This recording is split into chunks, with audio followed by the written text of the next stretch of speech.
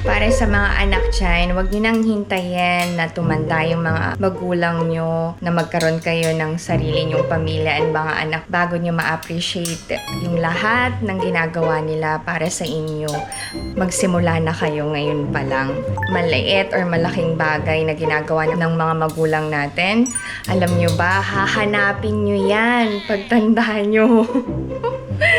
Lalong-lalo na yung pag-aalaga, pag-aaruga, at pagmamahal ng nanay. Walang kapantay yan. Advice yun from a daughter like me.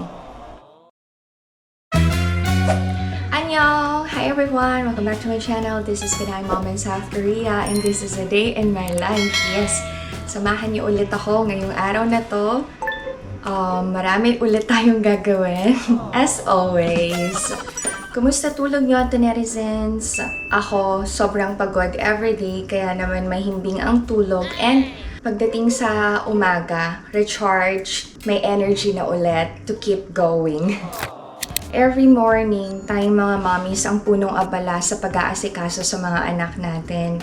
Pasukan na ba sa Philippines? Or malapit nang magpasukan? Update nyo nga ako. Dito naman sa Korea, alam nyo ba? Malapit nang mag-summer break. So, for almost 2 months, walang pasok sa school ang mga kids. Magkwentuhan tayo habang gumagawa ako dito sa bahay, ha? Sala kayo.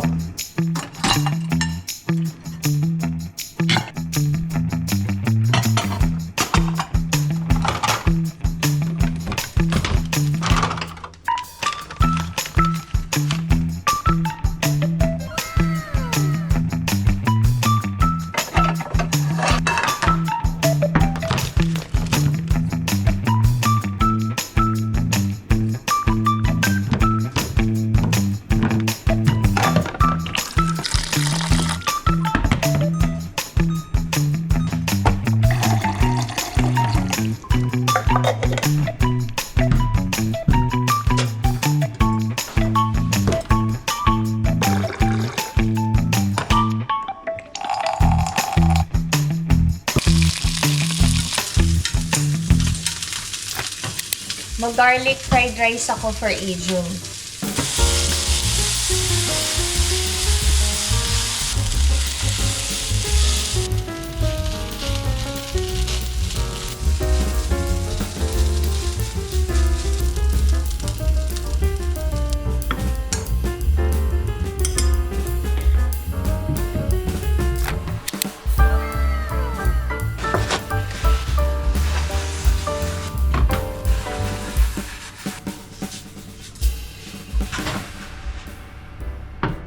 Painit ko yung natirang ulam.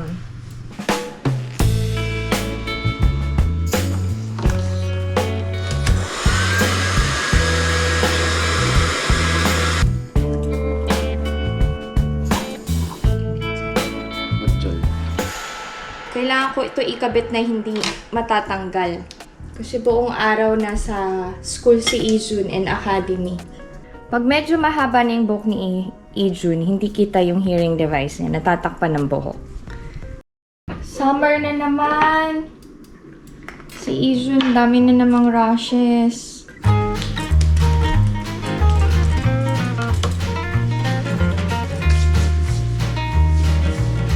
Lagyan ko ng Band-Aid yung mga kagat ng lamok. Mamaya pupunta ako sa drugstore. Okay, go! Kayo na nga ang inaalagaan, kayo pa ang ganyan. Sinong nakaka-relate?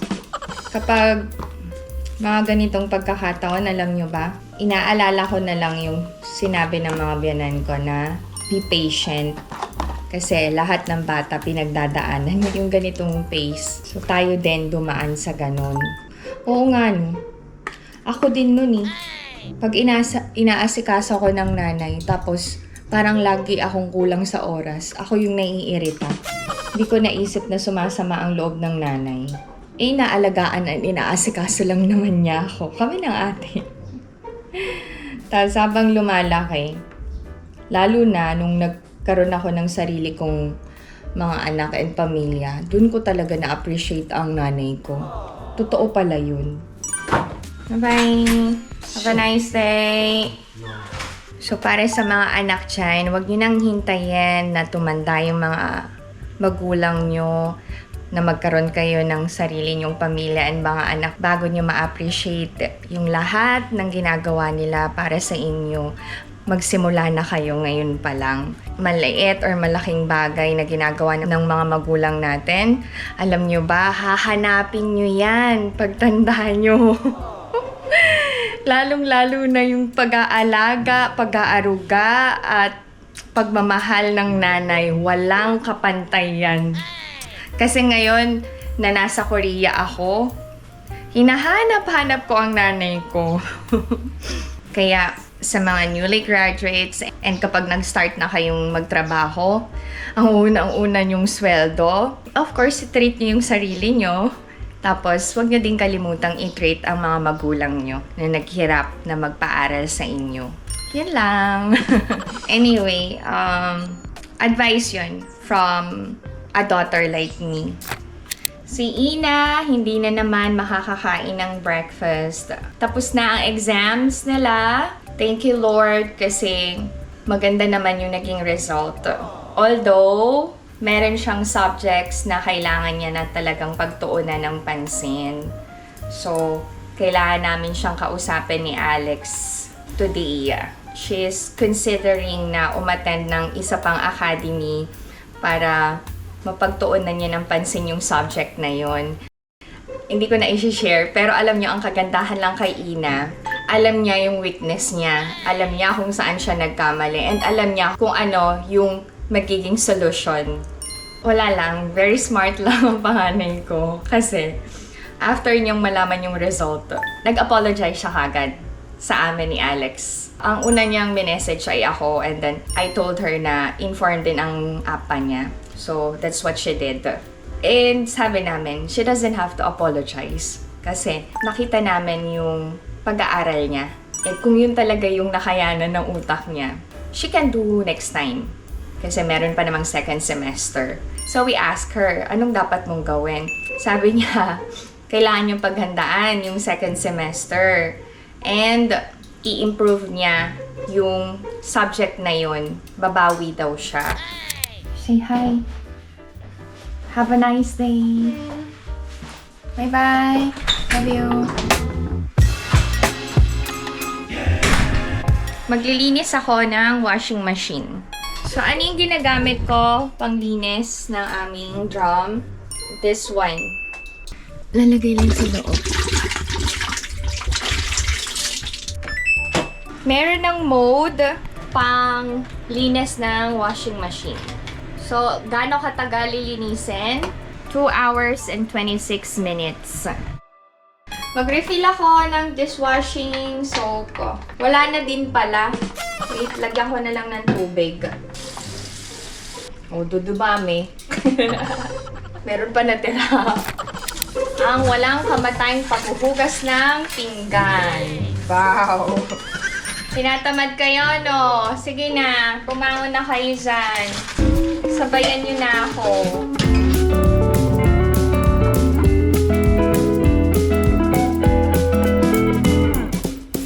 Linisin ko na ang sink since magpapalit na ako ng sponge.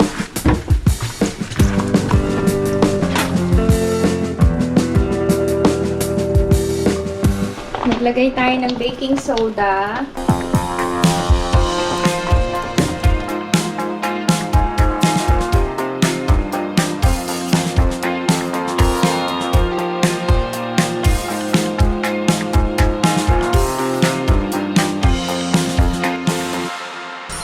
Importante na regular din natin nililinis ang sink natin kasi dito natin nilalagay yung mga ginamit natin sa kusina or yung mga pinagkainan natin, di ba?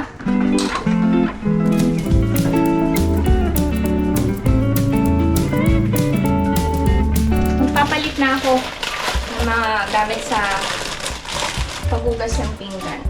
Yung gloves. Ang maganda dito sa gloves ng Chaju, meron ng hook.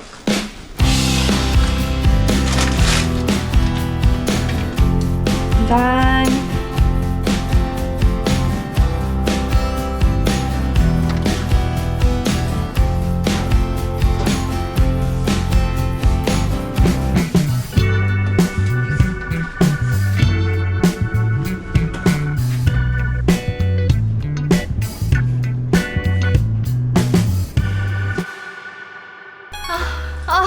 nakakapagod. Naglinis na ako ng common bathroom, nag-vacuum, and nag-mop na din ng floor. Siyempre, hindi ko na yun pinakita. Kasi nga, ayoko magsawa kayo.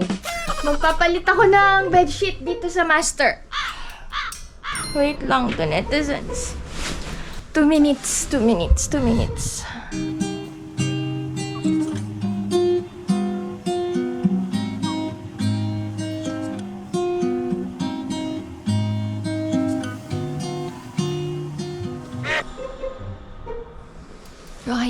Okay na.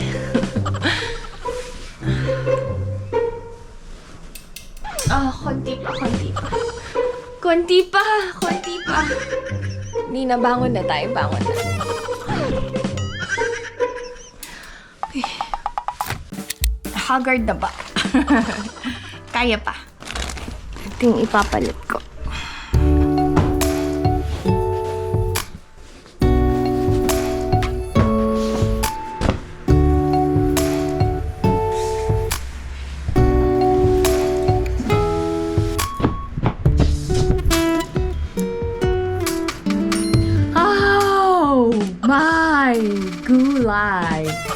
Okay. Done ang bed! Since white ang bedsheet, papalitan ko na din ang cortina.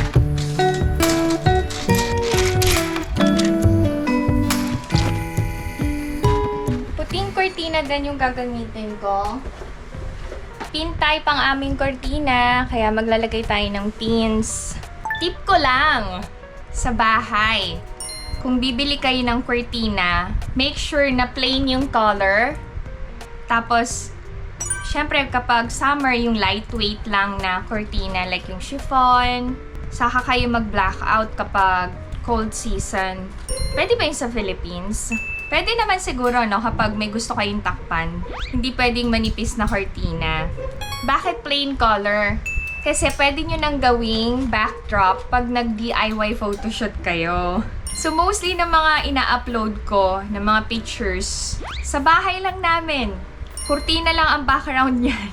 Pero di ba parang nasa studio? So, instead na may print or makulay ang kurtina, dun tayo sa classic and simple yung color. Nice naman, di ba? Tas naka-tripod lang ako sa mga shots na yan. Paano ko dinidivide yung oras ko sa buong araw? I make plans kasi. Tapos dinidivide ko yung mga gawain ko sa isang araw. Meron lang sa umaga, meron din sa gabi. Hindi ko pinagsasabay-sabay kasi hindi natin kayang gawin lahat sa isang araw. Pagbaguhan kayo, siguro gawa lang kayo ng 3 main household chores. Tapos rest kayo. Dagdagan nyo na lang kapag nakasanayan nyo na. Huwag nyo biglain yung katawan nyo kasi mapapagod kayo kagad and mawawalan kayo ng ganang gawin yung mga bagay na yun. Instead na maging productive, parang ang mafe-feel nyo is burden. Yung mga kailangan nyong gawin. Tapos mas stress kayo, magre-reflect sa aura nyo. Papangit na yung aura, papangit na yung araw, may inis na tayo. Mag-plan kayo. Pero i-prioritize nyo yung kailangan ng immediate action. Like for example, tambak na yung labahan. Yun yung unahin nyo. Tapos, sobrang alikabok na ng bahay. E di, yun yung isunod yung gawin. Tapos, ang gulo ng damitan.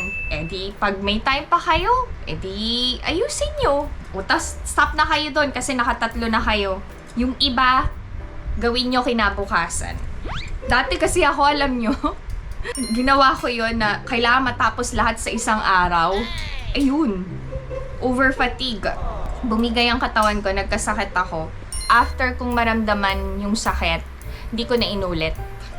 Divide na lang ng trabaho.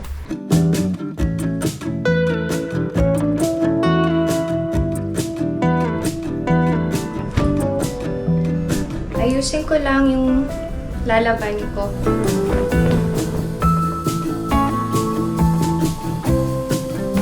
Last na tong gawain ko na to today. Yung paglilinis ng washing machine. Rest na ako, tapos kakain na ako.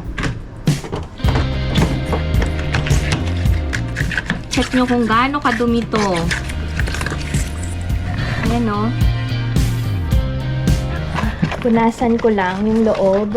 Kailangan nating linisin din itong washing machine regularly. Kita nyo oh, dumi no? Okay. Kailangan punasan din yung loob.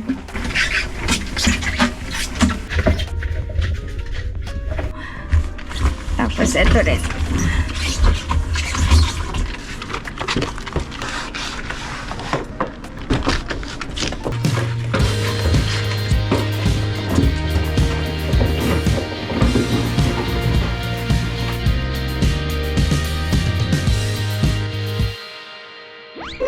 Oh, di ba? Hindi na Hagardo Versosa ang inyong PMSK. Kumain na ako, nakaligo na, and nag-ayos kasi pupunta tayo ngayon sa E-Mart. Mag-grocery tayo to netizens. May mga nakakamiss ng grocery haul, kaya nakaschedule ang pag-grocery ko today. But I'm not gonna buy a lot kasi walang magbubuhat. Hindi ko kasama si Alex. Yung mga kailangan lang talaga. Tapos, syempre, dahil a day in my life, maghahanda ako ng Filipino-style dessert. Meron akong nakitang recipe na mango sago. Ang arte ng... Wait lang. Wait. Baka may bash na naman ako ang arte-arte ng mango sago. Cut! Wait so wait lang. Okay. So I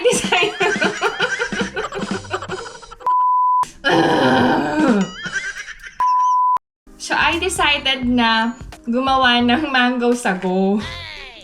Paano ba? Mango sago. Since mahilig sa mango juice si Ijun, baka magustuhan niya yung dessert and kainin niya. Let's go to netizens. Mag-E-Mart na tayo. Samahan niyo na ako.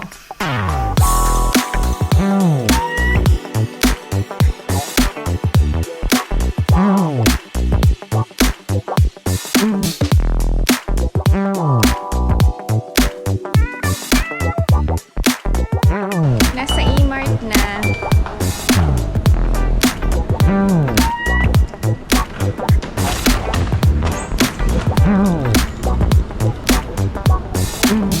Dadaan ako sa pharmacy.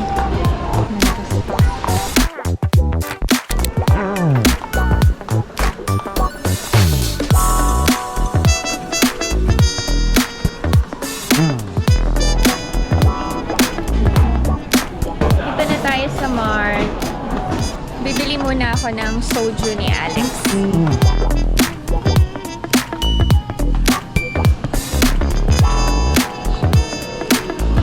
Ito yun.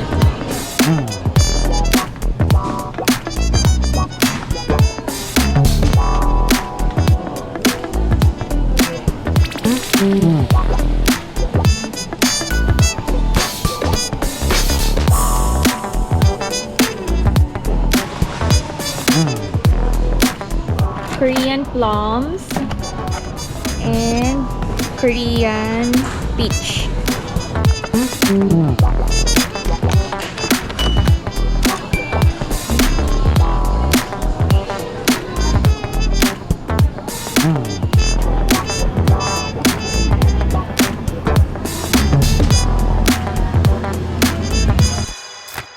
Pwede kaming mag-seafood hot pot.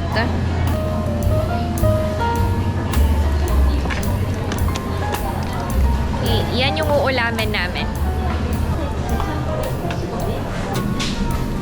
Okay. Ang pinakamahal na beef dito sa South Korea ay ang Hanu. Pag narinig niyo yung Hanu, expect nyo na pricey. Bakit? Baka ng Korea. Dito yung mga frozen fruit. Pero walang mango. Sold out na. Ay, nakakatuwa oh. May frozen durian oh. Bakit ba ganito pag nagmamart ako? Yung mga gusto kong bilhin, wala eh.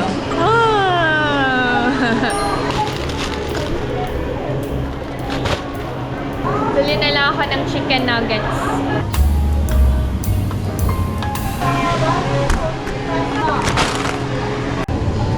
Bacon.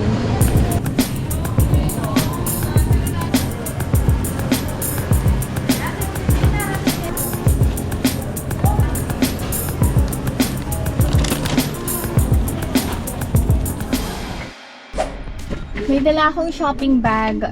Transfer ko na yung mga pinamili ko.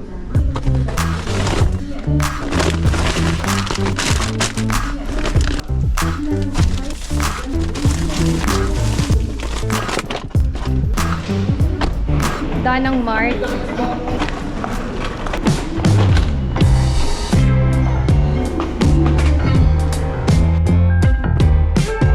go home now.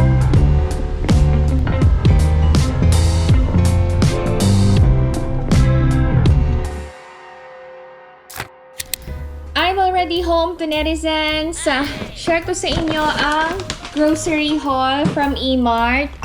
First is this Jinro Soju. 6 bottles na to, 0 sugar. Of course, bananas from Philippines, our very own. Peaches. Tapos, seafood pot ang ulam namin. Naka-sale to. Original price is 23...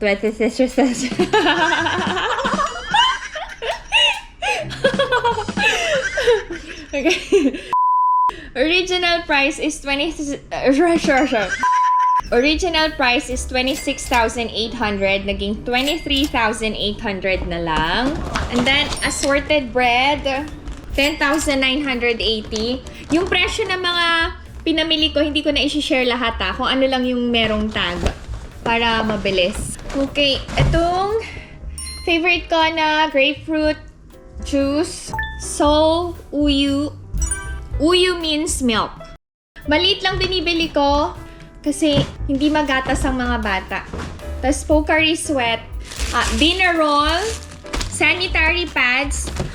Ito yung overnight sanitary pad, underwear type. Kami ni Ina gumagamit nito, lalo na sa second day. Tapos, panty liner. No brand yung binibili ko kasi yun yung naging hiyang sa akin. Tapos si Ina, yun na din ginagamit. Tapos, ang maganda dito sa Korea, I'm not sure kung sa Philippines meron na din.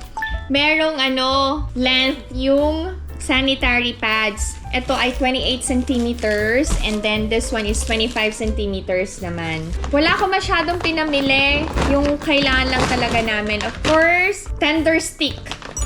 Tapos, bumili ako ng fruit jelly, 1+1, kasi pang-reward ko sa mga kids kapag magaling sila sa class or tinutulungan nila akong magligpit ng table. Bumili din ako ng condensed milk kasi nga, dapat gagawa ako ng mango sago. Wala namang frozen mangoes. Kapag bumili ka ng fresh mangoes, masyadong mahal.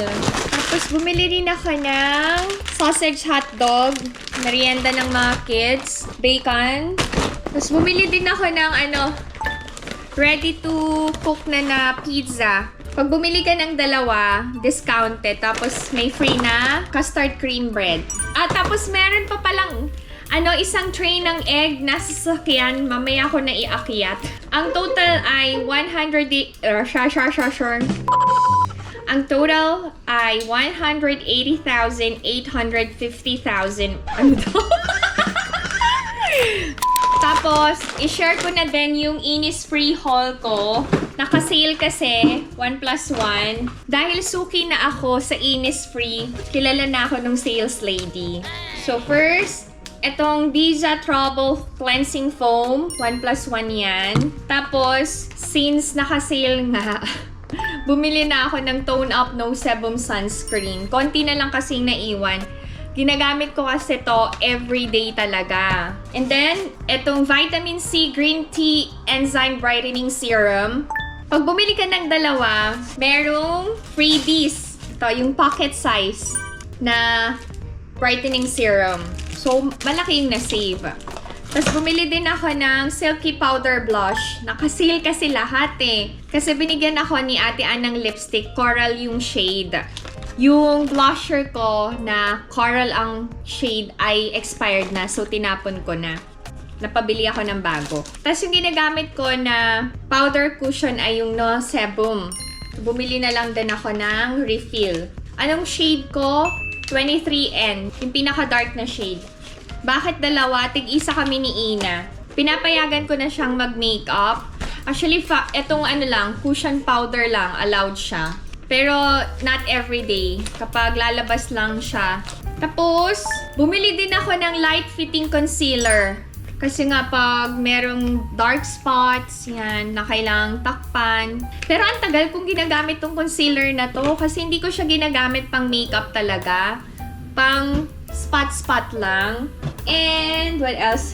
Bumili ako ng extra No Sebum Powder Cushion Puff. And then, itong paddle hair brush. Ang maganda doon, since suki ako, madaming binibigay na freebies sa akin.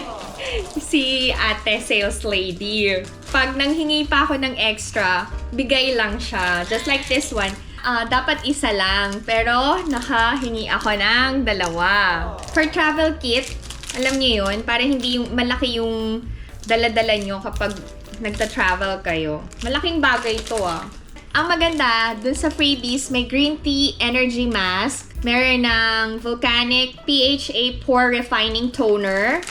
Ito yung pinaka gustong-gusto ko. Yung Vitamin C Green Tea Enzyme Brightening Serum. Meron na ding Retinol Cica Barrier Defense Cream. Tapos meron na ding sunscreen and cleansing foam. So aside from these, meron pang isa, yung cute na shopping bag. Oh, di ba? May pouch pa Pwede nang maging coin purse tong mini pouch. Ang cute kaya. Planet Lover. Okay, anyway. So, instead of using plastic bags, eto na lang. Tapos, kapag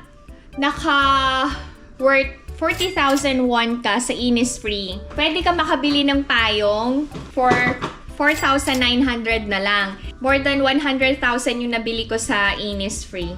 Nakabili ako ng 2 payong for Ina and Ijun. Ang cute kasi ng payong. 3 sana bibiling ko pero OA na. Yan Ganda ng kulay Green is in. I'll show you yung payong. Yan. Ay, tadam!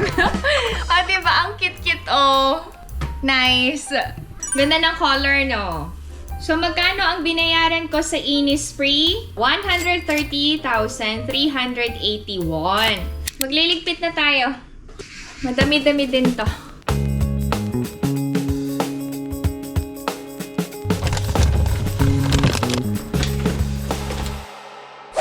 Hindi ko napansin, buhaghag na pala yung buhok ko. Hindi nyo sinabi ito, Nerizen. Sana naayos ko. Anyway, tapos na yung pag-aayos ko ng mga pinamili ko from E-Mart. Magpapahinga muna ako bago magluto ng dinner. Hindi pa tapos ang vlog hot. Kaya to Nerizen, dyan lang kayo. Rest muna tayo. We need power nap. Para may energy tayo na asikasuhin ang pamilya natin sa gabi. Rest muna ako. Oo nga, rest na. 1, 2, 3. Shum!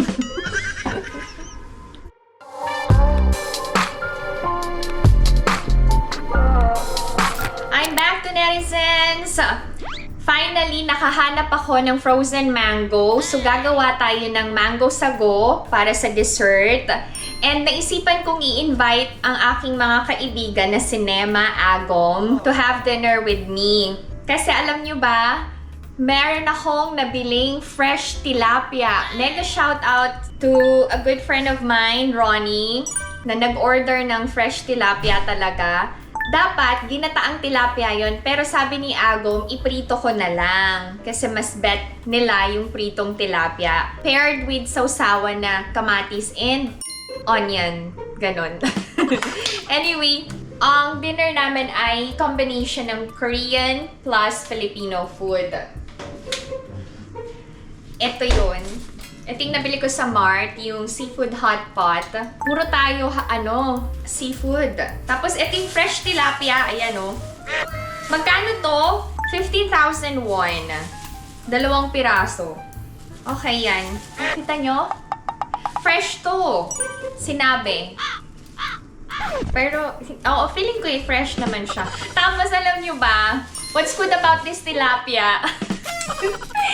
Malinis na siyang dumating sa akin. So, I don't have to remove yung scale niya. Kasi nga, hindi rin ako marunong maglinis ng isda. Hindi yung kaartehan. Hindi talaga ako marunong maglinis ng isda. Hindi ko nakasanayan. Anyway, mag-start na tayong magluto. Uunahin ko muna yung mango sago para ma-ref ko na. Kailangan ko munang isalang yung sago. Ito yun.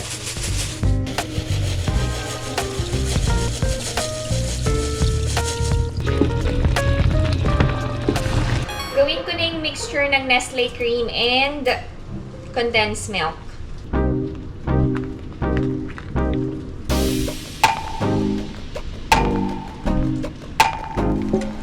Okay na yung sago. Inulit ko. Palpak yung una kong gawa. Sana okay na to.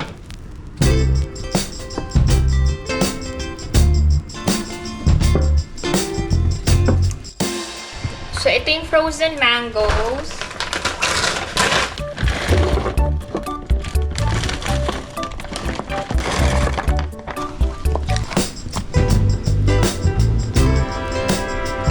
Mix lang natin. Lagay na natin yung sago.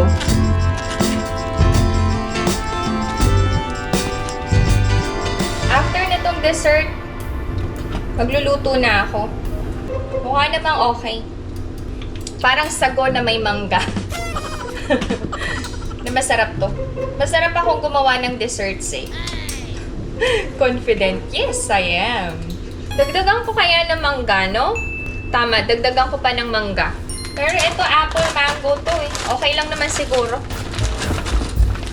Dagdagan ko lang. Para pwede mag-take out sila Nema. Masyado matamis eh. Konti pa. Okay, done ang dessert. This is the mango sago.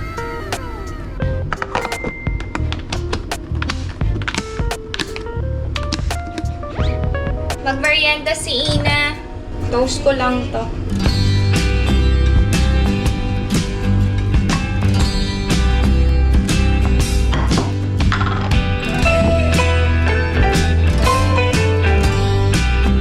This time, we're gonna cook our dinner na. Nilagyan ko na ng water to and hinugasan ko na din. Lagay na natin yung pinaka-sauce. Takpan natin. Tapos itong tilapia, season lang natin ng salt and pepper.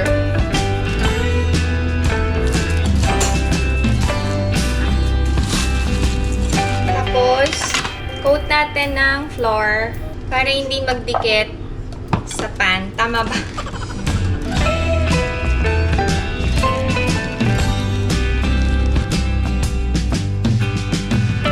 Ang laki ng tilapia, no? Grabe. Ay, yung tilapia may itlog pa, oh. Sa loob.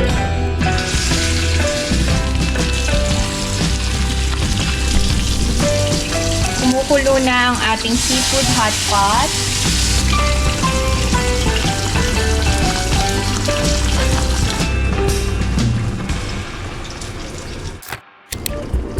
Ang seafood hot pot ay luto na. Ipapainit ko kasi ito ulit pagdating nila Nema. So, half cook lang muna. Okay. Off ko na yung heat nito. Ito, maya-maya pa. Hindi kasi ako, magaling magprito-prito. Alam niyo yung hindi ko ma-achieve yung crispy outside and then soft inside. Tapos, usually pag nag-fry ako, dumidikit yung balat sa frying pan. So, hindi maganda yung itsura. I asked Ate Reggie about sa pagprito ng tilapia. Mega shout out, Ate Reggie. Anyway, hopefully maging maganda yung itsura ng pritong tilapia. Kasi alam nyo ba, sa tagal ko dito sa South Korea, first time ko lang makakakain ulit ng tilapia. Tapos ako pa yung magluluto. Oo, diba? Very memorable. Tapos nasunog, no? Oh no. Oh no, no, no, no, no. Nataranta ako. Wait, nasunog yata. Oo, no, no, no, no, no, no. Okay. Okay lang pala, okay lang.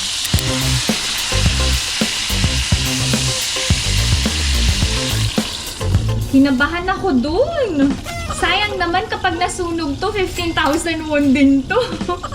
Napakamahal. Kaya alam nyo, kayong nasa Philippines dyan, enjoy all the Filipino food that you have. Kasi kaming nasa abroad, we have to spend a lot just to try yung mga Filipino food. Mahal dito sa Korea. And I think sa ibang bansa kasi na-export, diba? Bye, baby! Enjoy your class! Love you! Parang hindi ko na-achieve yung gusto kong pag-fry ng tilapia. Pero at least hindi sunog. Okay na to.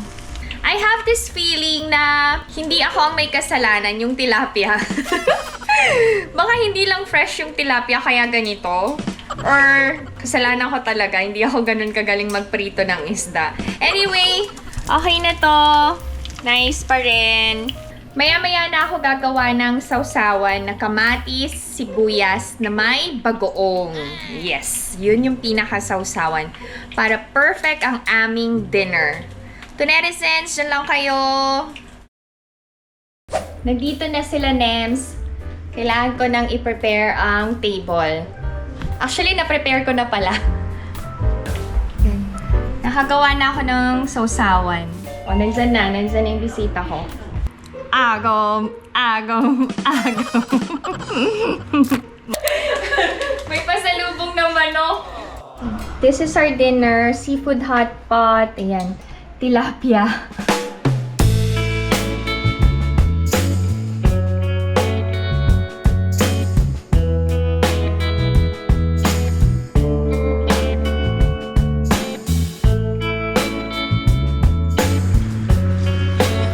Sarap ng pagmamahal ni ate.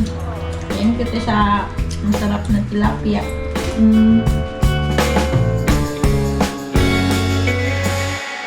Ate, ako na maghugas. Mag-gloves ka. Ay, nako. Ano ba yan? Ba't walang sabon? Hirap ka na ba, Ate Tongs? Oo. Sabon na lang hindi ka pa makabili.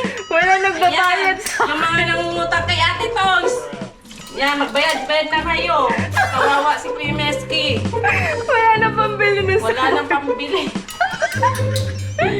Paawa na kayo sa kanya. Tingnan nyo, tubig! Diyos ko, tubig na parang... Di ko alam kung walang pambili o nagtitipid. Yung sabong tubig. Sinimot. Bula na lang eh, bula. Ako yung TV. Ang laki ng TV. Walang sabon. May bago. Ay! Minsan na nga lang pumunta rito eh. Ako na, hoy. Huwag na, ako na. Daan ang paghuhugas ng pinggan. Mango sagu. Sarap. Nagyayelo pa siya. Wala tong gata no, te. Walang gatan. Gumawa nito si Am. Diyos ko po, di ko nakain. Bakit? Lagyan ng gata. Parang bilo-bilo na tuloy. Kain na, dali. Try. Lasa yung mangga. Hindi masarap? Hindi, masarap. Lasa yung mangga. Mango sago nga eh. Na? Fresh mango to. Yung may buto to? O yung... Bakit? Hindi! May mangga pa na walang buto. Hindi, I mean yung naka-frozen. Tapos, di ba nahiwa-hiwa na? Mahap. Lasa yung mangga. Mango sago nga eh. Baka magulat sa coconut. Okay, masarap ang dinner. Sobra. Alright, this is my video for today. I hope that you enjoyed watching. Wala pa nga. I hope that you enjoyed watching, and if you're new to my channel, please consider subscribing, like, and share. Pinay Ma'am in South Korea. Stay safe, everyone. Bye! Bye-bye. Bye-bye.